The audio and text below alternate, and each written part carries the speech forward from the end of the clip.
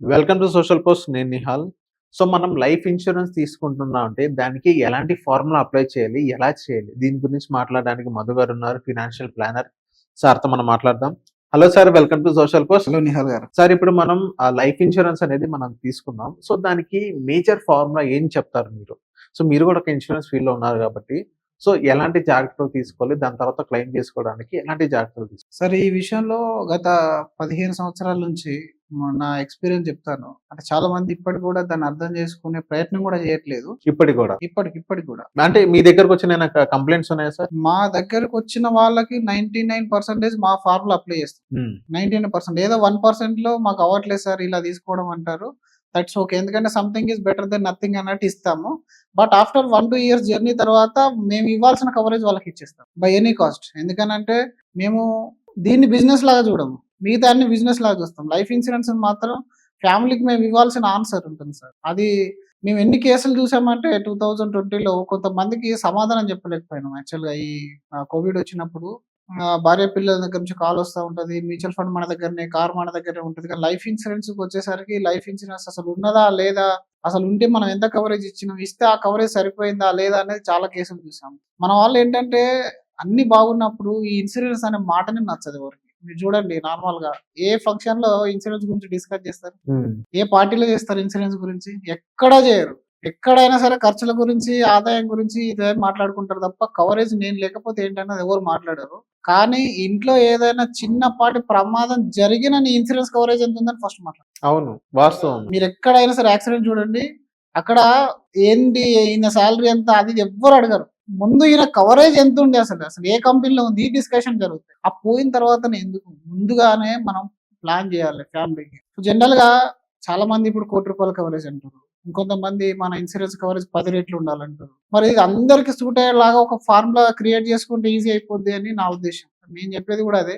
Life insurance లో life, LIFE, first ఈ LIFEని definition లాగా మార్చి చెప్తాం సార్ మేము. ఎల్ అంటే ముందుగా మనకు లియబిలిటీస్. జనరల్ గా మనం బయటకు వెళ్ళాము అంటేనే ఇంట్లో కొంత డబ్బు పెట్టి వెళ్తాము. అలాంటిది మనం శాశ్వతంగా ఒకవేళ అనుకోని సిచ్యువేషన్ వచ్చినప్పుడు మన అప్పులు అనేది ఇంట్లో ఫ్యామిలీకి భారం కాకుండా ఉండాలి. కాబట్టి ఇంటి లోను, పర్సనల్ లోను, క్రెడిట్ కార్డ్స్, బయట ఇంకేదైనా బిజినెస్ మీద ఉన్న లోన్స్ ఏవైతే ఉన్నాయో ముందుగా వాటన్నిటిని ఒక అమౌంట్ తీసుకోరండి. ఫర్ ఎగ్జాంపుల్ ఏదో 30 lakhs ఉందా, 40 lakhs ఉందా. దాని తర్వాత I stand for income for family.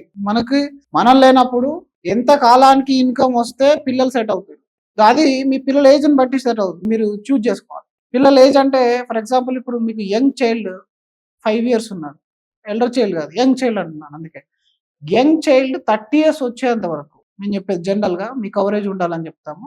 అయితే ఇప్పుడు ఒక 5 years ఉన్న బాబు ఉన్నాడు అనుకోండి, 20 సంవత్సరాలు వాళ్ళకి ఇన్కమ్ దొరికింది అని అంటే డెఫినెట్ గా 25 years వచ్చేస్తాడు. 25 years వచ్చిందంటే ఫైనాన్షియల్ గా సెట్ అయిపోతాడు. ఇలా 10 years, మరి 10 years ఉంటే ఇంకొక 10 years, 20 years ఉంటే ఇంకో 5 years. ఈ విధంగా మనం ప్లాన్ చేసుకోవాలి.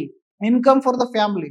మనం లేనప్పుడు ఎన్ని నెలలు, వాళ్ళకి ఎన్ని సంవత్సరాలు రావాలనేది ప్లాన్ చేసుకోవాలి. తర్వాత ఫ్యూచర్ గోల్స్. మరి చిన్న పిల్లలు ఉన్నారు, మరి వాళ్ళకి కొన్ని గోల్స్ ఉంటాయి. మనం ఇల్లు కొనాలి, లేదా వాళ్ళకి హైయర్ ఎడ్యుకేషన్ ఇవ్వాలి, ఇలా ఆడపిల్ల అయితే వాళ్ళకు మ్యారేజ్ చేయాలి.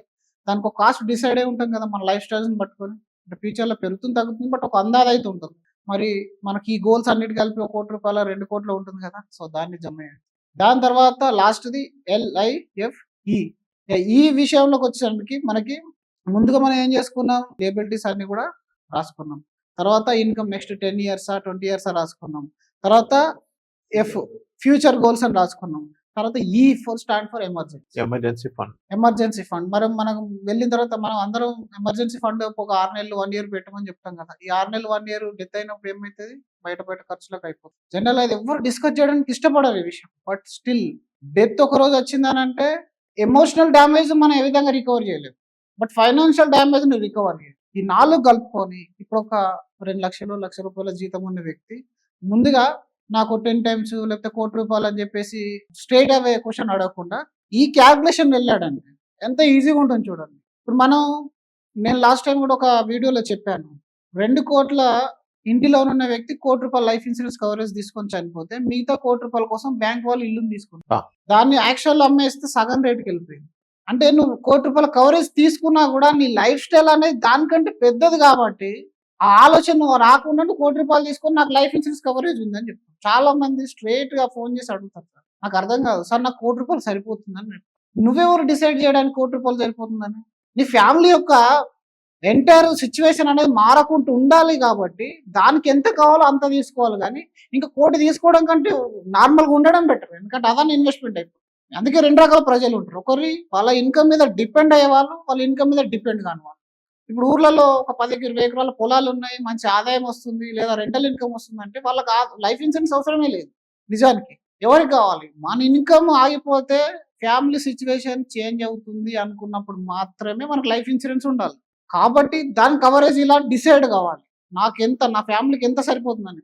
3,00,000 సంపాదించే వ్యక్తి నెలకి, అలాగే 30,000 సంపాదించే వ్యక్తి ఇద్దరు ₹1,00,00,000 తీసుకున్న తర్వాత లాజిక్ ఏడుంది సార్? అవును. అసలు లాజిక్ లేని ఆన్సర్ మనం ఏజెంట్ని కన్ఫ్యూజ్ చేస్తారు వీళ్ళంతా. అంటే నాకు ఇంతే చాలు అని చెప్పేసి ఒక ఫిక్స్డ్ మైండ్ సెట్ ఉంటారు. దాని తర్వాత ఇంకొక రకమైన ప్రాబ్లం ఏమొస్తుంది? ఈ ఫార్ములాలో ఎంత వరకు తీసుకోవాలి మరి? 90 ఏళ్ళు తీసుకోవాలా, 80 ఏళ్ళు తీసుకోవాలా, 100 సంవత్సరాలు తీసుకోవాలి? నిజానికి ఇప్పటి నుంచి ఒక 40 ఏళ్ళ తర్వాత మనం తీసుకున్న ₹1,00,00,000 వాల్యూ ఎంత అవుతుంది? అప్రాక్సిమేట్లీ మనం ఒక 7% ఇన్ఫ్లేషన్ వేసుకున్నా కూడా ప్రతి 10 సంవత్సరాలకు దాని వాల్యూ సగం అయిపోతుంది. 50. రైట్?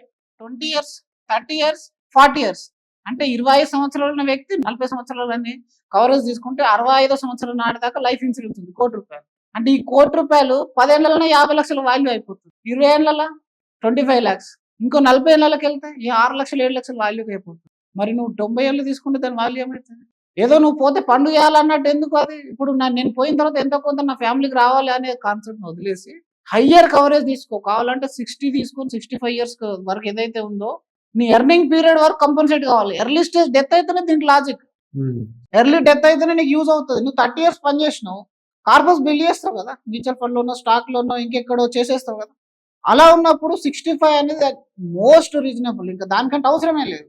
మీరు 65 నుంచి 75కి పెంచితే ప్రీమియం పెరుగుతుంది, 75 నుంచి 85 పెడితే ప్రీమియం పెరుగుతుంది. నిజానికి యూజ్లెస్.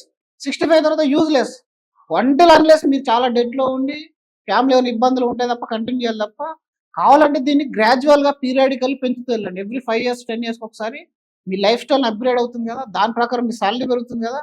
ఇప్పుడు 1 crore తీసుకుంటే తర్వాత 2 CR 5 CR ఇలా అప్గ్రేడ్ చేయడం బెటర్. కానీ ముందుగానే నాకు లాంగర్ టెన్యూర్ కావాలి, ఎప్పుడు చనిపోయిన వస్తుంది కదా ఫ్యామిలీకి అనే కాన్సెప్ట్ అనేది రాంగ్ కాన్సెప్ట్. ఓకే. ఆ కాన్సెప్ట్ బదులుగా మీరు ప్రీమియం కాస్త ఎక్కువ ఇచ్చినా సరే కవరేజ్ నుంచి పెంచుకోండి, టెన్యూర్ తగ్గించుకోండి. ఓకే. సో జనరల్ గా మనకు వర్కింగ్ ఉన్నంత వరకు లేదా మన పిల్లల సెటిల్మెంట్ ఉన్నంత వరకు ఈ LIFE అనే కాన్సెప్ట్ మీరు క్యాలిక్యులేట్ చేసుకొని అప్పుడు మీ కవరేజ్ డిసైడ్ అయిపోయి ప్రీమియం పేమెంట్ చేసుకోవాలి. అది సరైన formula. Okay. Okay. So thank you sir. Thank you అండి.